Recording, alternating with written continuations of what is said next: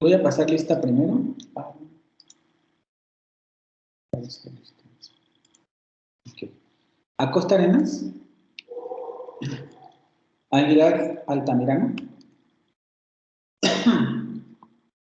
¿No? Castañeda Martínez. ¿No? ¿Tú me oyes? Ok, somos menos. Cruz Guzmán. Cruz Guzmán Silvia. ¿No? De la Cruz Caballero. Escobedo Velázquez. Judith, ¿no? García Lejarazú Hortensia. González Siles Héctor. Hernández Cintia. López Miranda Gisela. López Sánchez Marlene. ¿No? Martínez Esteves Carlebón. Presente. Ok. Pérez Ramírez Belcar. Ramírez Arellano Alberto. Rocha Marín Verónica Giovanna. Presente. Ok, Rocha Marín Verónica Giovanna. Rubio Paz Abigail. Salazar Morales Jessica. Sánchez Aguilar Luisa Elizabeth. Sánchez Cabañas Jessica Aide. Sánchez González Delia. Sánchez González José Arturo. Presente. Ok. Silvia Montiel César. Soto Palomares Adrián. Tlatoa Carrillo Alfredo. Vargas Gómez María Luisa. Okay. ¿Alguien que me haya saltado? Nada más tengo 3 asistencias.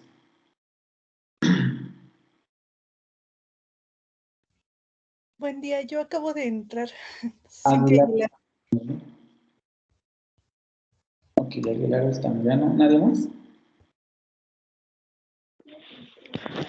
Buen día, yo me acabo de inscribir y es la primera vez que ingreso a una reunión.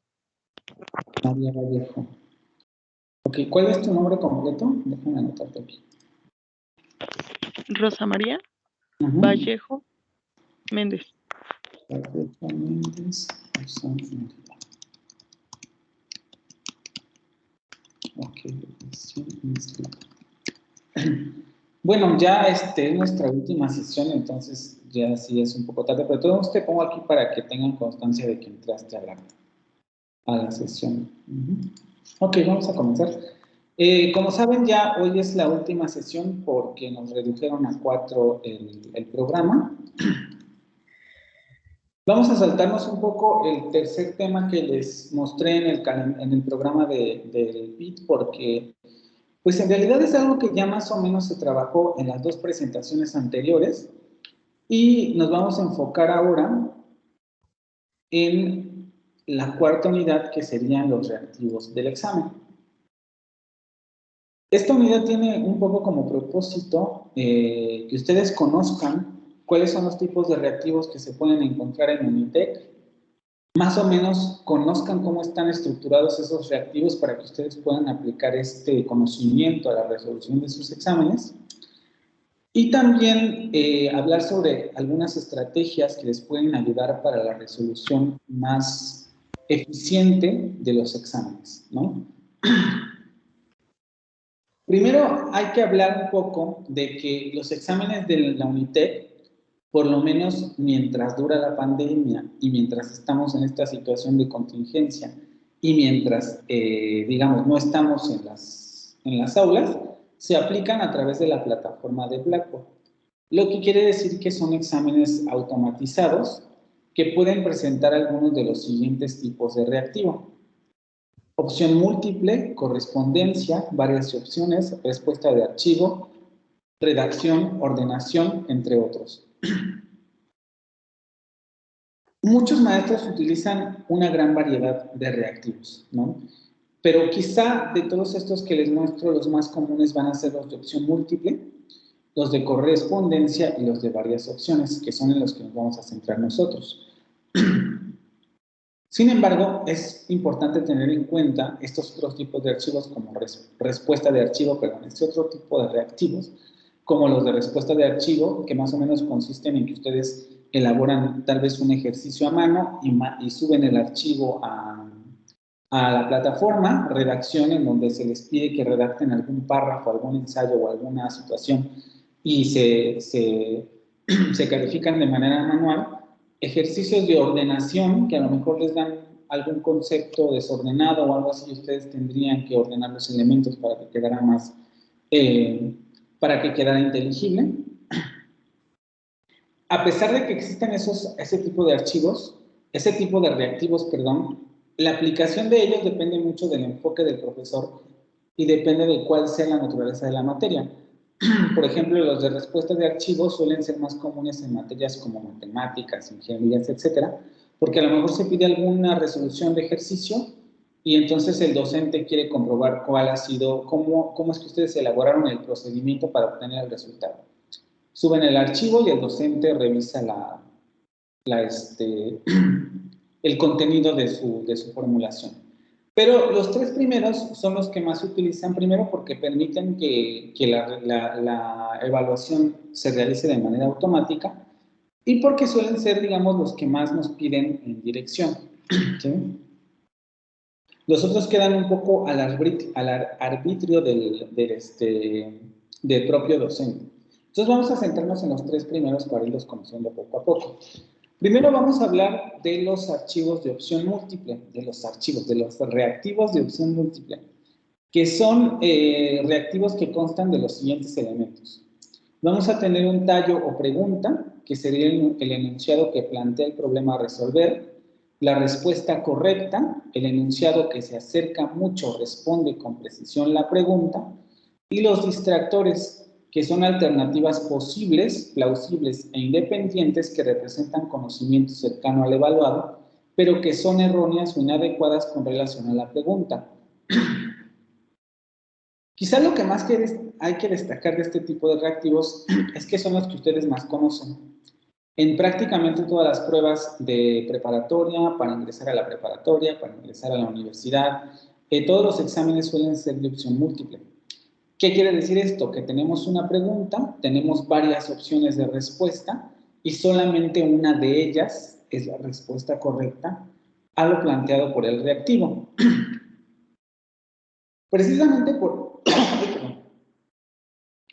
porque son los reactivos que ustedes más conocen, suelen ser, digamos, los más sencillos de resolver porque ya tienen prácticas y tienen determinadas estrategias que utilizan para resolver este tipo de problemáticas. Vamos a hablar un poquito de cuáles serían las características que facilitan la resolución de estos reactivos y cuáles serían las características que complican la resolución de estos reactivos.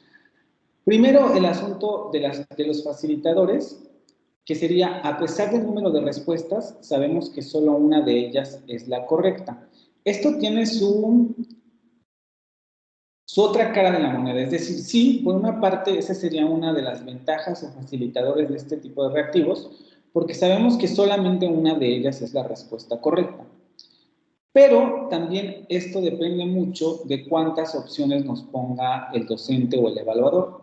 Si nos pone 4, bueno, quizá a lo mejor sí haya cierta ventaja porque tenemos 4 opciones para escoger alguna, pero si nos ponen 6, nos ponen 10, nos ponen 30 opciones, pues entonces ya se empieza a complicar porque tendríamos que manejar esos 40 conceptos o la mayoría de ellos para más o menos distinguir cuál es la respuesta correcta. Entonces esto tiene, digamos, su paréntesis, ¿no? Claro, sabemos cuántas son las respuestas correctas, pero la dificultad viene en el número de opciones que nos den en el examen. También otra de las cosas que facilita la resolución de estos reactivos es que apelan en ocasiones, y si no más bien que en términos generales, a conceptos o situaciones muy puntuales. Se pregunta por un determinado concepto, se pregunta por la solución de un determinado problema, etcétera. Son puntuales porque solamente admiten esa respuesta, ¿no? El concepto no lo podemos, claro, definirlo de varias formas, pero digamos que el concepto siempre va a ser el mismo. Entonces, la respuesta siempre va a ser exactamente la misma. Esto viene relacionado con la siguiente complicación, ahorita lo vemos. También son el tipo de reactivos, esa es otra de las ventajas que ya más o menos les comenté, con los que más se han enfrentado ustedes. Ustedes conocen muy bien este tipo de preguntas y saben, ya tienen estrategias para resolverlas. Ahora, las complejidades serían las siguientes, que esta ya la dije, pero vamos a repetirla. Dependiendo del número de respuestas, esto sería nuevo, y del parecido conceptual o formal de las respuestas, será más o menos difícil determinar cuál es la respuesta correcta. Si una pregunta viene como, ¿cuál de las siguientes figuras es un cuadrilátero? ¿No? Y les aparece un cuadrado, les aparece un rectángulo, les aparece un rombo y les aparece un trapecio. Pues más o menos son figuras que en términos formales se parecen, ¿vale? Tienen un parecido formal, también hasta cierto punto podrían tener parecidos conceptuales porque todos tienen 4 lados, pero en términos de especificidad sabemos que un cuadrilátero justo se define porque sus 4 lados son iguales. Entonces sabemos que la respuesta correcta sería el cuadrado.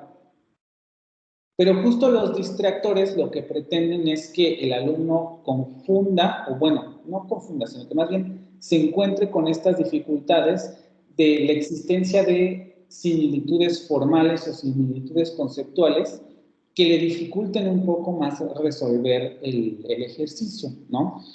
Entonces eso podría dificultar también la resolución del ejercicio, si encontramos este tipo de coincidencias. Debido a que suelen referirse a conceptos o situaciones muy puntuales, su resolución depende mucho del estudio previo de los temas vistos en sesión. Claro, porque si van a preguntar cosas muy específicas sobre un determinado concepto, son generalmente reactivos que se utilizan para medir ese tipo de conocimientos teóricos. Seguramente no nos va a dar tiempo de hablar en esta presentación de los reactivos Hegel, que son uno de los tipos de reactivos que nos piden a nosotros elaborar para los exámenes, pero ese tipo de reactivos ponen otras complejidades. Podríamos resumir en que los reactivos Hegel son como problemas que se le plantean al estudiante con base en los conceptos que se han visto durante la sesión. Y los reactivos Hegel se pueden aplicar en cualquier tipo, es decir, pueden ser de varias opciones, pueden ser de relación de columnas, pueden ser de opción múltiple, etcétera, pero lo que imponen, o quizá la característica más relevante, es que generan problemáticas. Entonces, esto de los conceptos, cuando hablamos de este tipo de reactivos, va a depender mucho del tipo de pregunta.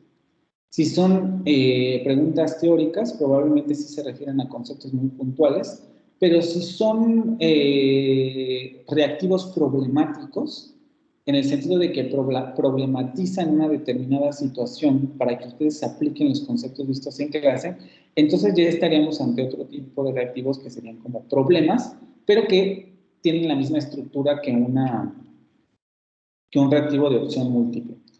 Les digo, son los que más conocen, entonces creo que son los que menos habría problemas, pero es necesario como volver a hablar de ellos porque es relevante para su práctica. No sé si aquí tengan alguna pregunta con relación a este tipo de reactivos.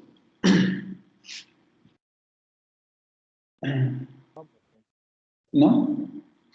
No. Ok. Porque los siguientes serían los de relación de columnas. En Blackboard se denominan de correspondencia. Este tipo de reactivos ya son un poquito más complejos que los de los de opción múltiple. Van a constar de los siguientes elementos. Van a tener una instrucción que va a ser el enunciado que plantea la problemática a resolver mediante el enlace de un elemento de la columna A con un elemento de la columna B, ¿no?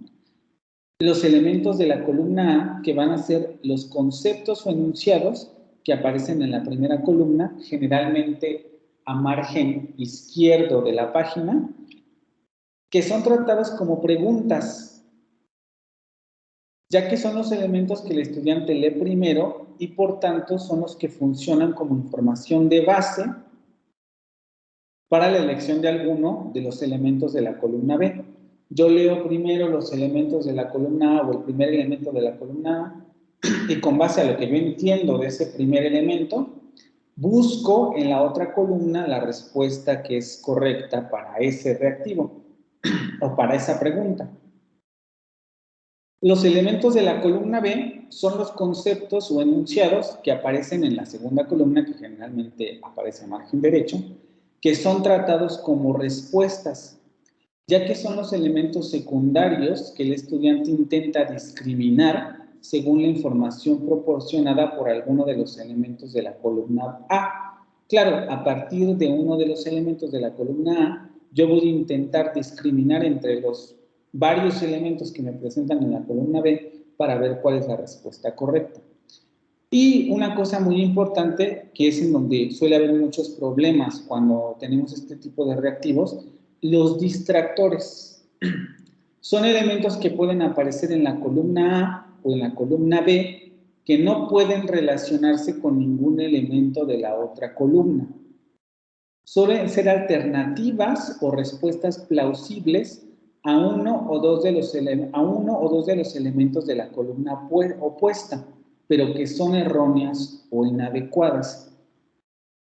Esto es muy difícil así como describir en términos prácticos, pero lo que ocurre con los distractores es que los profesores, por lo menos en mi caso, lo que solemos hacer es que si tenemos una relación de columnas de esta naturaleza y tenemos aquí 6 elementos, tomamos a lo mejor en cuenta los primeros 3 elementos y buscamos conceptos que se parezcan a este, ¿no? Un concepto que se parezca a este, otro que se parezca a este y otro que se parezca a este, y los ponemos como respuestas incorrectas, ¿no? Supongamos que este es B', porque se parece a B, y lo ponemos entre las respuestas, y ese suele ser una respuesta incorrecta, porque lo ponemos como distractor, para que el alumno tenga la capacidad, digamos, o se encuentre con la dificultad entre elegir uno u otro de las respuestas que se parecen, entre comillas. A eso es a lo que se refiere, ¿no? Que las respuestas incorrectas pueden parecerse a las respuestas correctas que encontramos en esta misma columna. Este esquema lo estoy poniendo como ejemplo porque vamos a ver ciertas características de estos reactivos que suelen pasar desapercibidas, ¿no? Dice, relaciona el elemento de la columna A con el elemento de la columna B que le corresponda. Aquí simplemente por similitud podemos saber que este elemento se va a relacionar con este elemento se va a relacionar con este elemento se va a relacionar con este, y este elemento se va a relacionar con este. Es muy importante tener en cuenta los distractores, porque ahorita lo vamos a ver en consideraciones, pero conviene irlo señalando. Es que los alumnos suelen partir a veces de la idea equivocada de que si aquí nos encontramos con 6 elementos y aquí nos encontramos con otros 6 elementos, quiere decir que cada uno de estos elementos va a tener su respuesta correcta. Y entonces se parte de la idea de que si aquí me sobran estos 2 elementos y aquí me sobran estos 2 elementos, alguno de ellos va a tener que ser la respuesta de estos dos reactivos, porque partimos de la idea de que existe una relación 1 a 1 en la relación de columnas. Esto no siempre es así y por eso es importante tener en cuenta el asunto de los distractores. Aquí se puede ver muy claramente que, por ejemplo, no hay relación porque no se establece ninguna relación entre las letras, pero hay ocasiones en que los ejercicios no suelen ser tan claros. Si yo, por ejemplo, aquí en 3 pusiera a lo mejor un concepto B1 que se pareciera mucho a la respuesta que podría tener el inciso E, pero que es incorrecta y yo lo uno, estoy haciendo una respuesta incorrecta, porque este B1 no es la respuesta a este reactivo, aunque se parezca mucho a la posible respuesta de estas son las complejidades, ¿no? Porque el profesor puede decidir o el evaluador no poner la respuesta correcta de alguno de estos elementos, pero sí poner las respuestas parecidas. Y si el alumno se deja llevar por la finta de que existe una relación uno a uno por las columnas, ahí es donde comenzamos a cometer los errores más importantes en este tipo de reactivos de relaciones de columnas, que es no considerar la existencia de ese tipo de distractores. Ahorita vamos a hablar un poquito más de ellos porque tienen otras características que considerar, pero eso sería como lo más importante, ¿no? Ahora, en términos de las facilidades que tenemos para resolver este tipo de reactivos, es que podemos utilizar la estrategia de discriminación. Es decir, en ocasiones no se requiere saber todas las respuestas para contestar adecuadamente este tipo de reactivos. Y es una de las estrategias que más utilizamos. Claro, si yo me sé la respuesta de A y de B, o incluso hasta la de C, ¿no? Yo puedo ir discriminando. Esta yo estoy seguro que es correcta. Esta yo estoy seguro que es correcta. También estoy seguro que esta es correcta. Y ya aquí es donde empiezo a tener mis dudas. Pero por discriminación yo puedo ir diciendo, bueno, la respuesta de D no puede ser la 6 porque no es correcta. Me quedo con la 3 y la 5. ¿Cuál de esas dos puede ser la correcta? Y ahí es donde yo me pongo a distinguir. No, bueno, yo conozco esto, o a lo mejor incluso hay algunos que de Team Marín, de Doping Web, y entonces se ponen a discriminar las respuestas, ¿no? Y a lo mejor, por suerte, yo discrimino adecuadamente y la uno con la respuesta correcta. Pero en ocasiones esto no ocurre y los alumnos pueden realizar la resolución incorrecta, porque es la respuesta que no saben. Pero la ventaja que nos dan este tipo de reactivos es que podemos utilizar esa estrategia de discriminación. Con los de opción múltiple es más difícil, porque claro, podemos ir quitando respuestas incorrectas, pero si al final nos quedan 4 o 5 respuestas posibles, si tenemos, por ejemplo, 6 respuestas posibles y ya discriminamos 2, nos siguen quedando 4 y sabemos que solamente puede ser una de ellas. Es un poco más complicado ahí utilizar la estrategia de discriminación. Por eso se basa mucho más en los conocimientos o en los estudios que haya hecho el estudiante.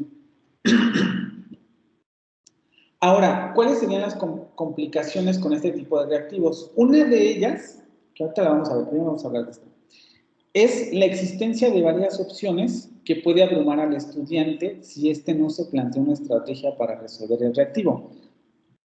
Aquí tenemos relativamente pocos reactivos, solamente son 6. Pero puede haber casos en los que tal vez el profesor diga, no, pues yo quiero poner 10. E, H, I y J, y que también tengan sus pares aquí en la relación de columnas, ¿no? 6, 7, 8, 9, 10. Esto no se suele hacer porque justamente genera esa complejidad. Como tenemos tantas preguntas, el alumno se puede echar media hora resolviendo esto porque le cuesta trabajo discriminar. Porque claro, si yo solamente me sé 3 respuestas de estas 10 columnas, pues ¿qué voy a hacer con los otros 7 reactivos que me está poniendo? Tengo que realizar otro tipo de estrategias y aquí los alumnos es donde se suelen confundir. Entonces, no es muy común que los reactivos sean tan largos, pero eso no quiere decir que sea imposible, que no haya algún maestro que diga, bueno, mi examen completo lo quiero hacer de relación de columnas. Y entonces todo el examen está planteado con esta dinámica y el alumno tiene que resolver esas uniones. Entonces, dependiendo de cuántas haya, el alumno puede sentirse más o menos abrumado con los reactivos. Aunque no suele ocurrir, puede haber ocasiones en que ambas columnas tengan un elemento no relacionable. Esto puede inducir a confusión si se parte del supuesto de que existe un elemento de la columna B para cada elemento de la columna A. En el ejemplo que yo les estoy poniendo, les puse 2 elementos no relacionables para cada una de las columnas, ¿no? Tenemos aquí este elemento no relacionable, este elemento no relacionable, este elemento no relacionable y este elemento no relacionable. En cada columna tenemos 2 elementos no relacionables. Esto también es muy difícil que ocurra porque justamente lo que se plantea el profesor es intentar no confundir al estudiante y decirle, aquí tienes tus 6 opciones, entonces cada una de ellas tiene la respuesta, su respuesta correcta en la relación de columnas. Por eso los docentes no solemos hacer esto, que en cada una de las columnas haya distractores, pero se puede dar el caso. Lo que ocurre es que podemos a lo mejor generar distractores solamente en las respuestas. Es decir, que al alumno solamente se le presenten estas 4 preguntas y se le presenten estas 6 respuestas. Y a partir de ahí que él pueda relacionar estas columnas. Pero aquí hay que tener cuidado otra vez, les digo, ¿no? No siempre que existan el mismo número de preguntas y de respuestas implica que haya una relación 1 a 1.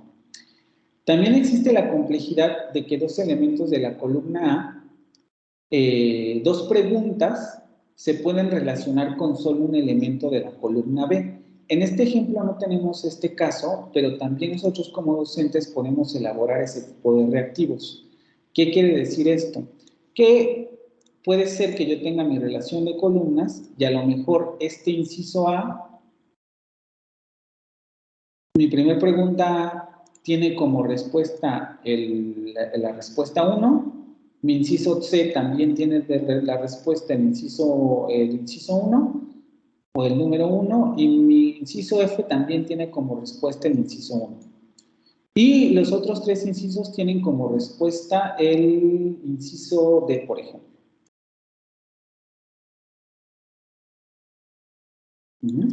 Esto también se puede hacer en este tipo de exámenes automatizados, que el docente decida que haya una respuesta para 3 preguntas y que todas las demás sean distractores. Otra vez volvemos a lo mismo. Aquí el asunto es llevarse con la finta de que si tenemos 6 y 6, cada una de las preguntas tiene solo una respuesta posible y esto no siempre es así. Entonces también se tiene que tener cuidado con estas situaciones. Existe la complejidad de que 2 elementos de la columna A, 3, 4, los que sean, se puedan relacionar con solo un elemento de la columna B, una sola respuesta. Especialmente en Blackboard y en Unitec es importante preguntar si el reactivo tiene o no un crédito parcial. Porque luego los alumnos presuponen que todos este tipo de reactivos tienen créditos parciales, pero los docentes y a veces la propia dirección no siempre piden que esto sea así. ¿Qué quiere decir con esto? Nosotros podemos ponerle a este reactivo una calificación de 0.6 y cuando esto tiene crédito parcial, el 0.6 se divide entre las 6 respuestas. Es decir, si el alumno no une correctamente los reactivos con su respuesta, C y D, aquí ya tiene 4 reactivos correctos, ¿no? Si yo le pongo a esto 0.6 y el alumno no me realiza ninguna otra conexión, es decir, esto me los deja vacíos porque son distractores, entonces estos se ponen también como buenos y el alumno obtiene el 0.6 porque yo configuré el examen para que esto tuviera un crédito parcial. Es decir, que cada una de las respuestas valiera 0.1. Esto no siempre ocurre así, les digo otra vez, depende del profesor y depende de la instrucción de dirección. Porque puede ocurrir que el maestro diga, este 0.6 solamente lo puedes conseguir si respondes correctamente todo el reactivo. Es decir, si tú haces todo esto, vas a obtener el 0.6. Pero si de repente tú te equivocaste con este reactivo D y pusiste que el D se relacionaba con el inciso, con el número 6, esto quiere decir que aquí existe una relación equivocada y aquí también porque no lo relacionaste con el que le correspondía. Entonces tienes 0. Esto es a lo que se le conoce como no tener crédito parcial en este reactivo, porque el reactivo se va a evaluar todo de forma completa, no como crédito parcial. Por eso es importante preguntar al profesor cómo se están evaluando este tipo de reactivos. Para que ustedes vayan concientizados de cuál sería el grado de detalle que tendrían que poner en la resolución de este tipo de relación de columnas. ¿Alguna duda con este reactivo? No, profe. ¿No? ¿Todo bien? ¿Me repite el nombre, por favor? ¿Reactivo qué? ¿De relación de columnas o de correspondencia? Pero dijo algo de cuando se tomaba como una sola calificación de 0.6 ¿Crédito o 0. parcial o con crédito parcial o sin crédito parcial? Ok, gracias. Luego, el siguiente reactivo que veamos es el de varias respuestas. Este tipo de reactivo consta de los siguientes elementos. Primero, tallo o pregunta, es decir, enunciado que plantea el problema a resolver.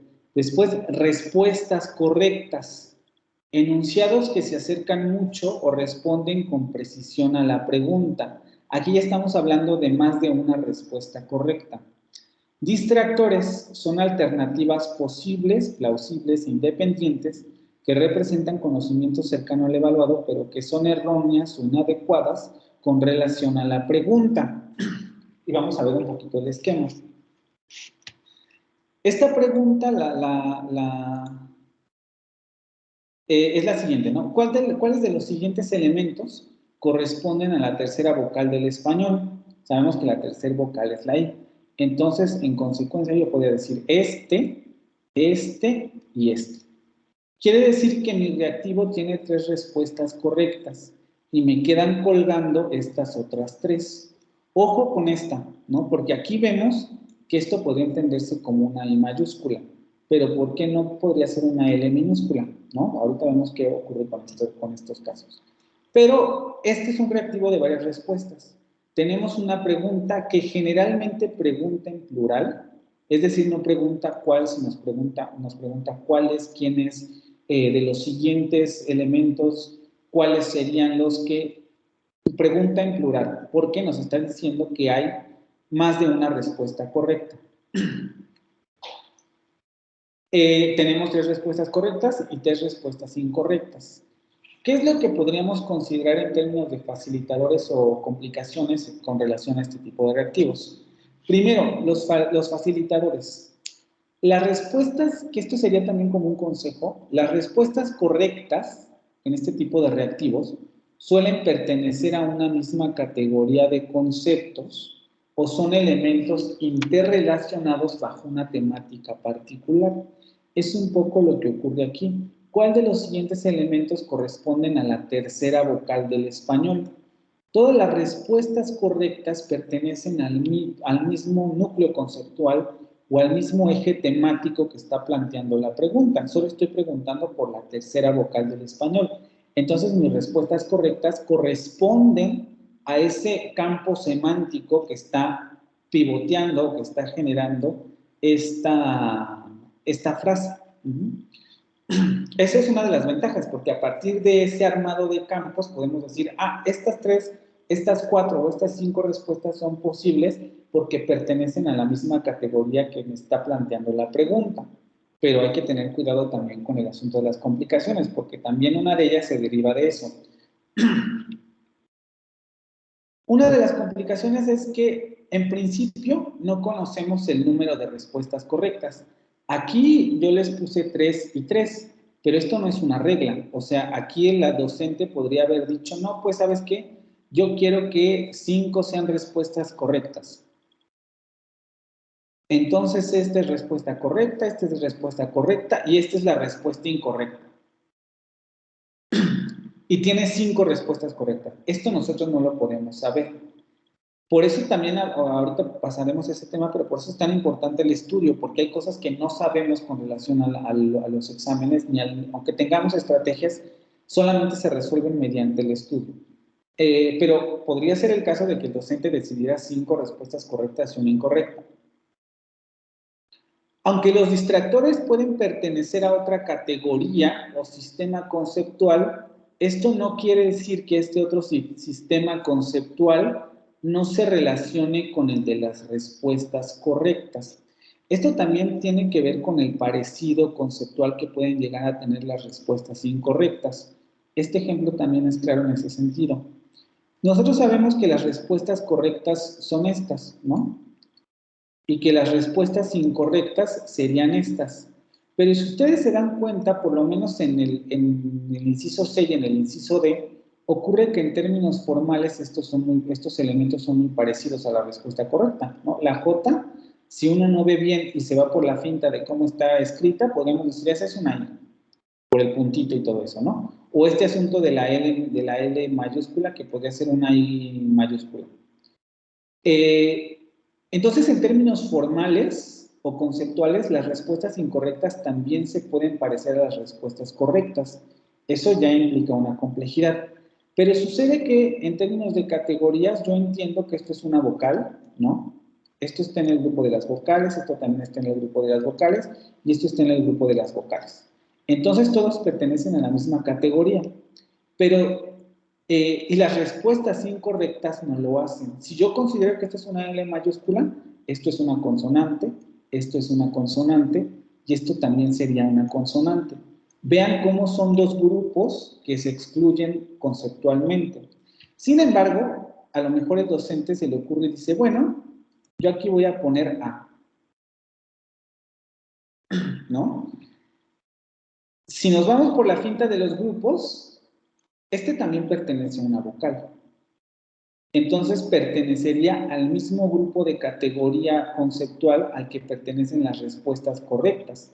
Sin embargo, por sus características, nosotros sabemos que esto es una respuesta incorrecta, pero el descubrir la respuesta incorrecta aquí ya no depende del grupo de categorías, sino de los conocimientos que tengamos sobre el tema en particular, es decir, sobre lo que hayamos estudiado.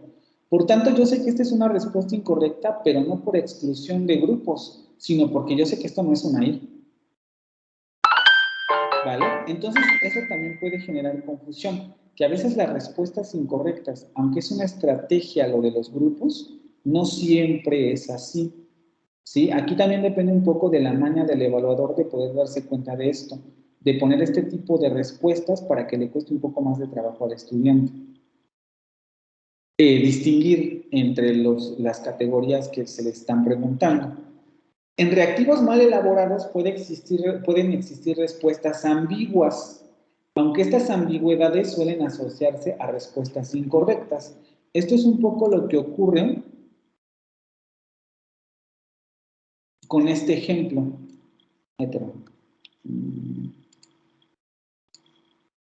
Con este ejemplo, ¿no? Aquí tenemos una respuesta ambigua porque puede ser una I mayúscula, pero también puede ser una L minúscula. Generalmente, un buen evaluador elimina este tipo de reactivos porque lo que no queremos es entrar en problemas con el estudiante de, bueno, pero esto puede ser una respuesta correcta. Se eliminan, pero pueden aparecer y se da por sentado que esta es una respuesta incorrecta, precisamente por la ambigüedad. Pero se puede uno encontrar este tipo de reactivos y es importante que ustedes los vean porque incluso en términos de correcciones de examen esto les da oportunidad de decir, bueno, aquí esto se podría corregir, ¿no? También el docente necesita ver este tipo de cosas en sus exámenes. Entonces se recomienda que cuando ustedes vean un reactivo ambiguo o una respuesta ambigua, lo comuniquen con el docente, ¿sí? ¿Alguna pregunta con este tipo de reactivos? Solamente también recordar que en este tipo de reactivos de varias opciones también tenemos el asunto del crédito parcial o no parcial. El docente puede decidir si a cada una de las respuestas correctas se le asigna un puntaje y entonces todo esto valdría punto 3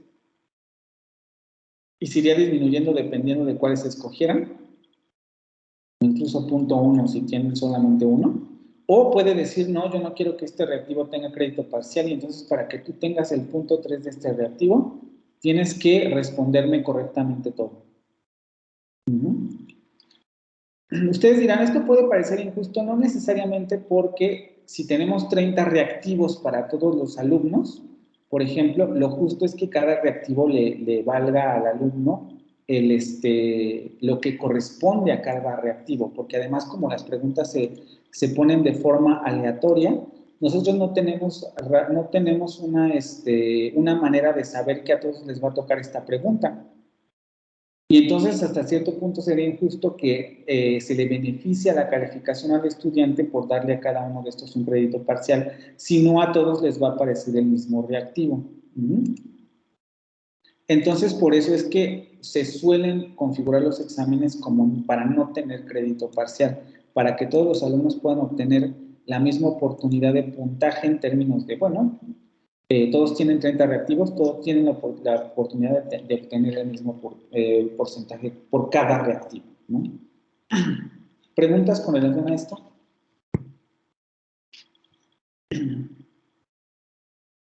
No, profe. ¿No? No, profe. Bueno, ahora vamos a hablar un poquito de las recomendaciones. ¿Manda?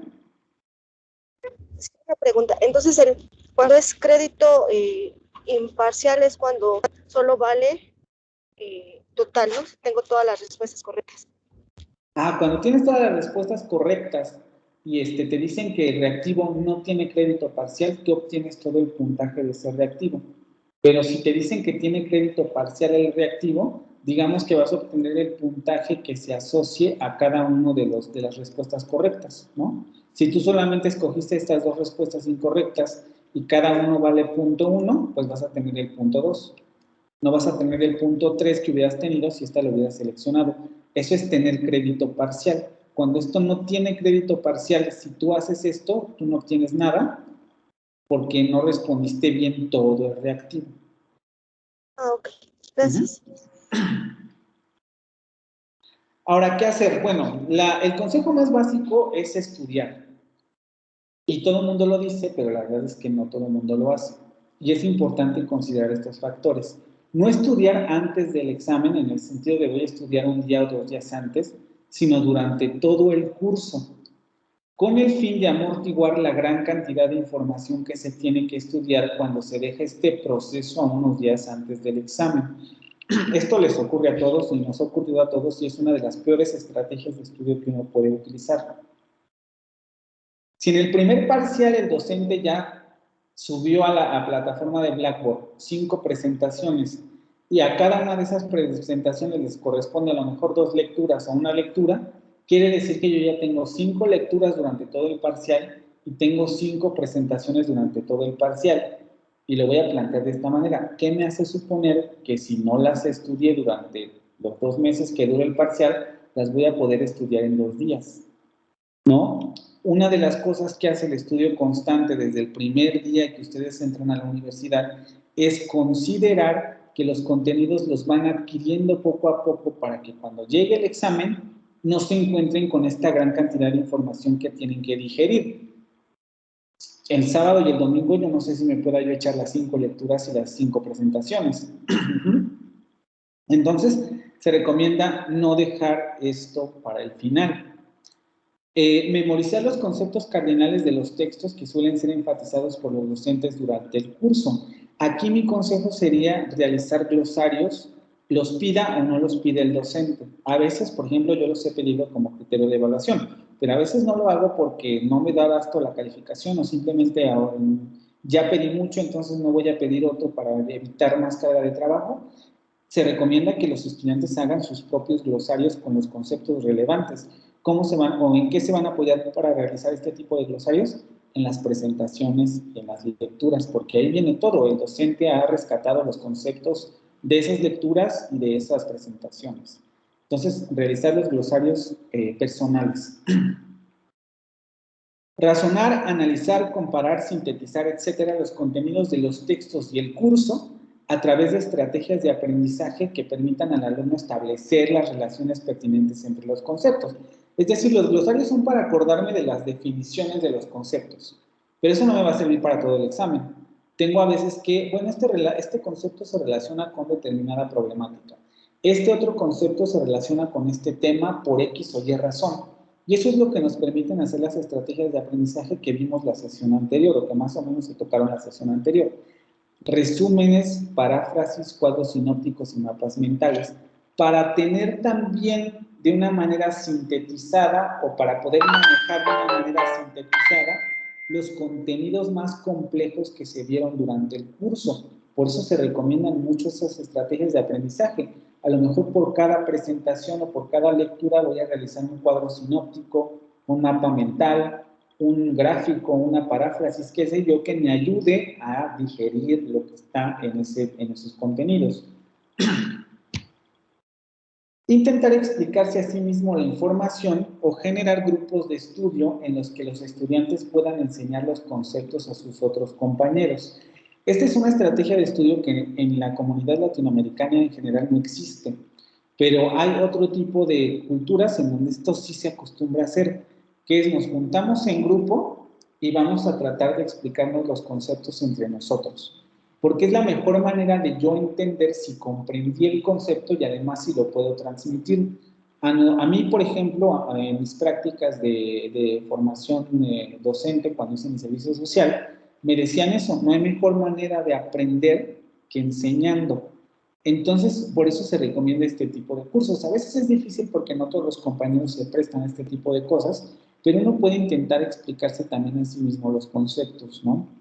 Para ver cuál ha sido el grado en que se adquirieron esas conceptualizaciones.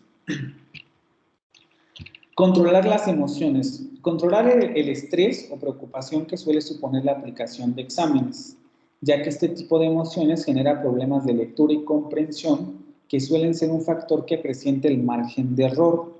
Esto es súper importante. Hay veces que a lo mejor sí ya estudiamos mucho y estudiamos durante todo el curso, etcétera, y aún así nos estresamos o preocupamos.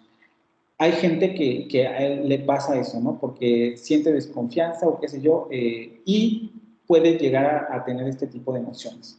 Pero la manera de disminuir estas emociones cuando no presentamos esta característica específica es, hay que estudiar para no preocuparme, ¿no?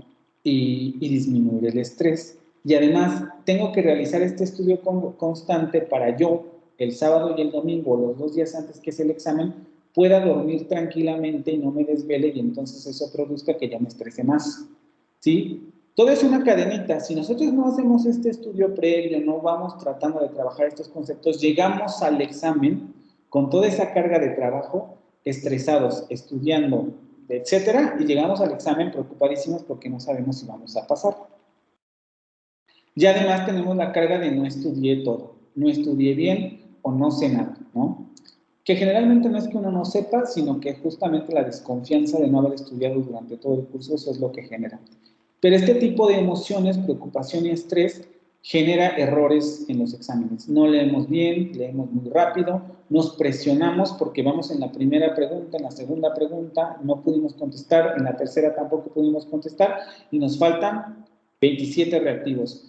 Y nos damos cuenta que no estamos pudiendo contestar. Entonces la presión va aumentando.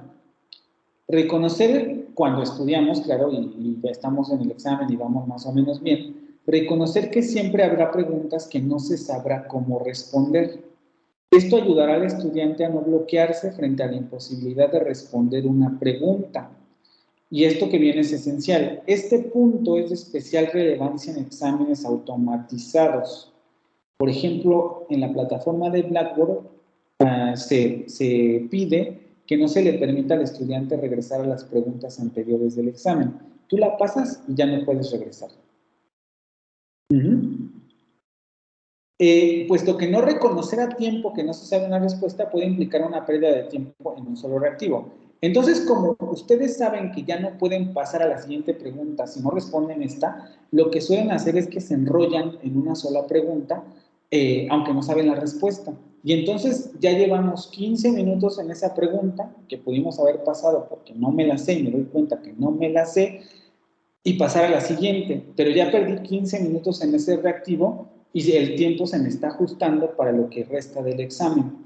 Entonces, especialmente en exámenes automatizados, esto no ocurre quizá en exámenes escritos en donde uno puede regresar a las preguntas, pero en exámenes automatizados, saber cuándo decir, esto no lo sé, paso a la siguiente, para no apretar el tiempo con las otras preguntas, ¿sí? Les digo, especialmente en este tipo de casos. Leer con atención, esto lo cité directamente porque tiene pasajes interesantes y creo que nos vamos a ir quedando hasta ahí porque son 12:20. No piense demasiado sobre el formato o redacción de la pregunta, ni sobre las distintas formas de interpretar los enunciados. No hay que enrollarse en interpretar los enunciados, a veces simplemente significan lo que en un primer momento entendimos. Lo más útil es tratar de adoptar la perspectiva del evaluador para no complicar el ejercicio. casi siempre el conocimiento que se tiene sobre el tema excede al que se evalúa en el examen. Esto es algo que yo les digo mucho a mis alumnos. Todo lo que hemos visto, sobre todo los que han sido constantes, etcétera, saben más de lo que yo les puedo preguntar en 30 reactivos en un examen, porque no nos redujimos, o no redujimos el contenido de las sesiones a esos 30 reactivos, sino que vimos muchas más cosas, pero yo tengo que hacer la evaluación con esos 30 reactivos. Entonces, ustedes saben más de lo que en realidad yo les puedo preguntar. Por eso también hay que tener confianza cuando uno ha realizado el trabajo constante, y esto sí me gusta ponerlo porque tampoco es como confiarse si no se ha hecho el trabajo. Si no se ha hecho el trabajo, evidentemente se va a complicar mucho. Y así surgió un confusor más al pretender explicar la pregunta. Además, no hay que darle vueltas a la pregunta, en vez de solo responderla. Mantenga en mente la lógica, el orden y el sentido común. No enrollarse en las interpretaciones, sino lo que en un primer momento me puede decir la pregunta. Claro, con algunas particularidades que hay que tener en cuenta, pero digamos que en términos generales siempre es el sentido común el que nos lleva a la respuesta correcta. Antes de leer las opciones, se recomienda responder la pregunta, es decir, antes de que lean las respuestas, ¿por qué no primero responder la pregunta para luego cotejar la respuesta que yo me doy sin revisar las opciones y ver si esa respuesta que me acabo de dar aparece entre las opciones? Esto permitirá encontrar o asociar más rápido alguna de las opciones con las respuestas que ya hemos formulado. Si no se puede encontrar la respuesta que se considera correcta, se puede utilizar el criterio de discriminación. Me voy deshaciendo de respuestas incorrectas para llegar a la respuesta correcta. Y por último, porque creo que ya es lo último que nos va a dar tiempo de ver, pero sí me interesa tocar este punto, preguntas con negativos o respuestas inclusivas. Se debe tener mucho cuidado con los reactivos que tienen las palabras no o excepto, ya que suelen inducir a confusión. Vean cómo si yo le pongo a esta pregunta un no, cambia completamente la respuesta. Y los alumnos no suelen reparar en ese, digo, a veces sí, porque ya después con la práctica se van dando cuenta que es importante, pero a veces se la pasan de largo. ¿Cuáles de los siguientes elementos no corresponden a la tercera vocal del español? Con base a esta pregunta, nos damos cuenta que la respuesta correcta sería esta, esta y esta. Porque estas otras sí pertenecen a la tercera vocal del español, o sí son la tercera vocal del español. Entonces, esta sería la respuesta incorrecta porque el reactivo no me está preguntando eso. Entonces, hay que tener mucho cuidado cuando aparece este tipo de adverbios, el no o el excepto. Las preguntas inclusivas, como en los reactivos de varias respuestas, no suelen ser absolutas, es decir, no es común que todas las respuestas sean correctas o todas sean incorrectas. El reto consiste en determinar el número de respuestas correctas y en muchos casos para ello se puede utilizar el método de discriminación. Es un poco también con este tipo de preguntas se puede ver claramente que no es común que todas las respuestas sean correctas, es decir que a veces sí, me han tocado a mí hacer exámenes en donde incluso el maestro las respuestas las pone todas correctas, pero no es común que el maestro ponga todas las respuestas correctas. Siempre nos esperamos que haya por lo menos alguna respuesta incorrecta. Lo mismo al revés, no ocurre el caso que todas las respuestas sean incorrectas, porque además también no habría evaluación, tenemos que poner algo que sea correcto. Pero hay casos en los que a veces los maestros sí pueden llegar a hacer este tipo de reactivos. Entonces, lo más común es que no existan, pero pueden llegar a darse. Eso es lo más importante, ¿no? Respuestas que saltan a la vista, esto ya igual lo podrán revisar en la presentación cuando la suba. Y quizás simplemente destacar esto de revisión y regresión en el sentido de que recordar que en un examen como Blackboard o los exámenes automatizados, no podemos regresar a revisar los reactivos del examen. En exámenes obviamente escritos, siempre se recomienda al estudiante revisar el examen para ver que las respuestas que escogió sean efectivamente las que marcó y a lo mejor detenerse en las preguntas que le costó mayor trabajo resolver para ver si sigue pensando que es la misma respuesta o a lo mejor se le ha ocurrido que puede ser alguna otra de las opciones, ¿no? Con esto ya terminaríamos porque les digo que ya es tarde. No sé si tengan alguna pregunta con relación a esto. No, profe. No, profe, creo que todo bien. ¿No? ¿Todo bien? Bueno, como les había ya comentado, esta sería nuestra última sesión. No sé si tienen algún comentario al respecto con lo que hemos visto. ¿Les parece que ha sido útil? Yo sé que a lo mejor esperaban otro tipo de enfoque, pero como ya les dije en un principio, las 4 clases, y más si nos la reducen, no dan para ver todo lo que se podría revisar en un curso de este tipo y las herramientas que ustedes necesitan para una licenciatura, pero mi idea más que nada era hacerlos conscientes de la importancia de tomar en consideración todo lo que hemos visto hasta ahorita, ¿no? No dejar de lado el hecho de que tengo que mejorar en mi escritura, no dejar de lado el hecho de que, a pesar de que ya sé leer en términos de alfabetización, contemplar que quizá no sé leer necesariamente textos académicos y que debo practicar más y tener conciencia de que me va a ser en un principio difícil, pero que eso no implica que sea imposible, ni que yo sea tonto, ¿no? Significa simplemente que las lecturas académicas y la universidad tienen sus propias maneras de hacer textos y sus propias maneras de crear discursos, vamos a decirlo así, y que muchos de ustedes, sobre todo los que están por iniciar la primera carrera universitaria, no son conscientes de ese tipo de dinámicas. Y ese tipo de dinámicas son lo que se espera que vayan aprendiendo, pero para eso también ustedes tienen que ser conscientes de que necesitan aprender esas cosas, ¿no? Y pues un poco con lo de los consejos de los reactivos, les digo, tampoco hablé mucho de los reactivos Seguel, que son algo que nos piden a nosotros hacer en los exámenes de Unitec, y que es importante que ustedes también conozcan a qué se refieren, pero el tiempo no nos da, ¿no? Entonces, pues esto sería todo. No sé qué opinen ustedes al respecto, o si les parece que sirve o no sirve, díganme, cuéntenme, para ya despedir esto.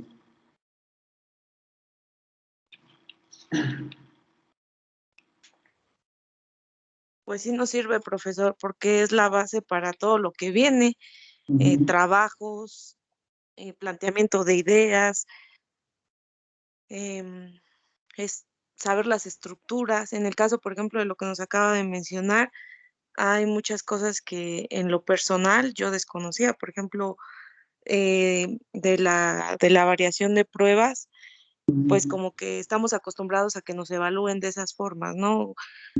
Opciones múltiples, comparativos, pero, por ejemplo, el tema que usted mencionó ahorita de que hay 3 respuestas que son similares, en mi caso, por ejemplo, yo señalaba una, ¿no? Y justo en la pregunta, ¿cuáles de estas?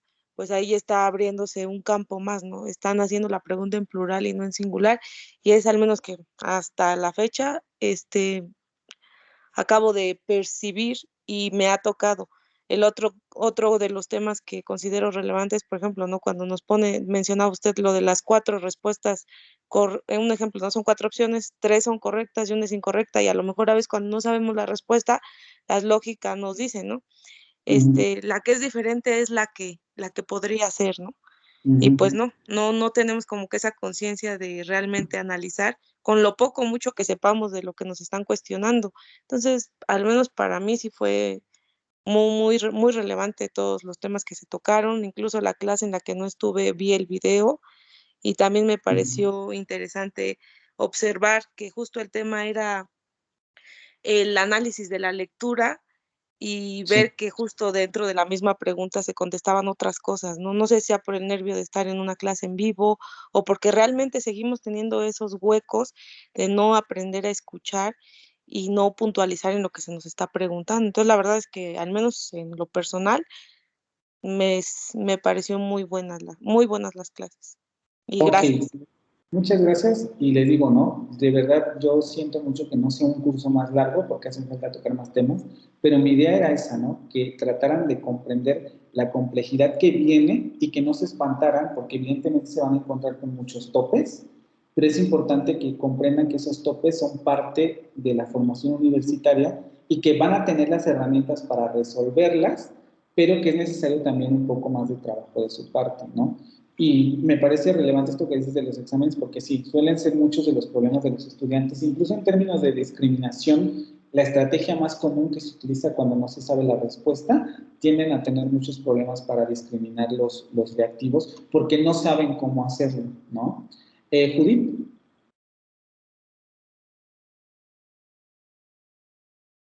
Me levantaste la manita, no sé si quieres decir algo. Nada más agradecerle, profesor. Voy a tener que ya salir porque no tengo... Sí, no te preocupes, sí, ya. Sí, ya no está sé bien. si me escucha. ¿Me está Sí, sí te escuchando? escucho. ¿Me Sí. escucha? Sí, sí te escucho. Sí, bueno.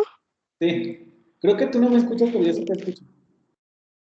Ok, muchísimas gracias por Sí, todo. nos vemos. Hasta luego. Bueno, chicos, ¿alguien más? Si no, ya para... Muchísimas gracias por las clases. Hasta luego. Hasta luego. Hasta luego.